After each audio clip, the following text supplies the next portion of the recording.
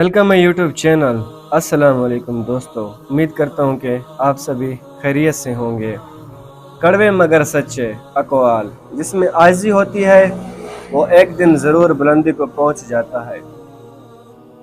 ज़िंदगी की सख्तियों से परवरिश पाने वाला किसी का शागिर्द नहीं होता। इख्तिलाफ के बावजूद एहतराम से पेश आना कमज़ोरी नहीं बल्कि बेहतरीन तरबियत की दलील होती है। लालच ने इंसान की रूह को जहरीला बना दिया।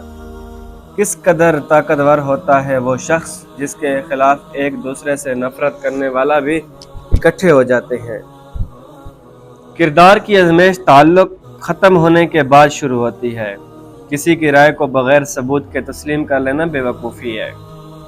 5 आदतें जिनकी वजह से आपकी कहीं भी वैल्यू और इज्जत नहीं होती।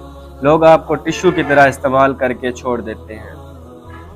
नंबर 1, आपको अपनी सेल्फ रिस्पेक्ट का नहीं पता होता। आपको अपनी बाउंड्रीज का नहीं पता होता।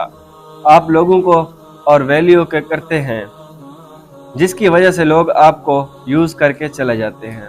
नंबर 2, आपको अपने हक के लिए बोलना नहीं आता। नंबर 3, आप बहुत अच्छा बन जाते हैं।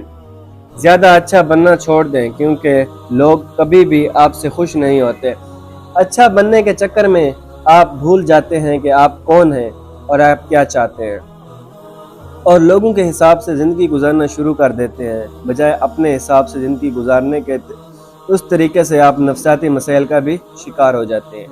नंबर 4, दूसरों की गलतियों को माफ़ करना अच्छी बात है, लेकिन जो लोग बार बार आपको धोखा देते हैं आप ऐसे लोगों को बार बार मौका नहीं दें। नंबर 5, आप रिश्तों के बचाने के चक्कर में दूसरों की हर नाजायज़ बात को मानना शुरू कर देते हैं जिससे आपका रिश्ता मज़ीद बिगड़ जाता है। असल गलती वो है जिससे इंसान कुछ नहीं सीखता। बेहतरीन इंसान वो है जिसके वजूद से दूसरों को फ़ायदा हो। अगर किसी की असल शख्सियत देखें तो उसकी किसी बात पर इख्तिलाफ करके देखो।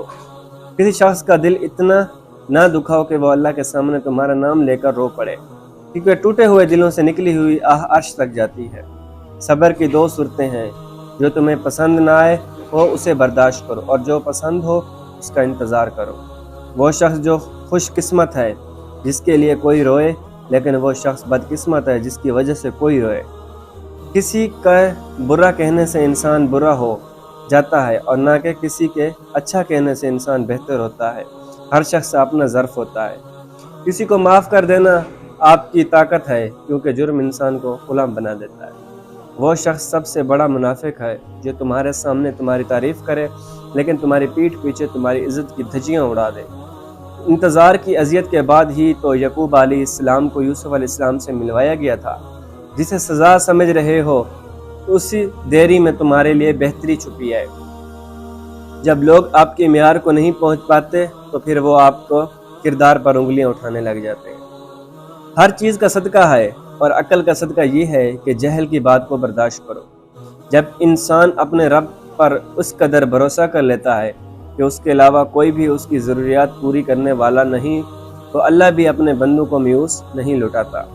हम अपनी अना की वजह से एक दूसरे से रूठे रहते हैं, जबकि हमारे अंदर का इंसान एक दूसरे से सुलह और दोस्ती करना चाहता है।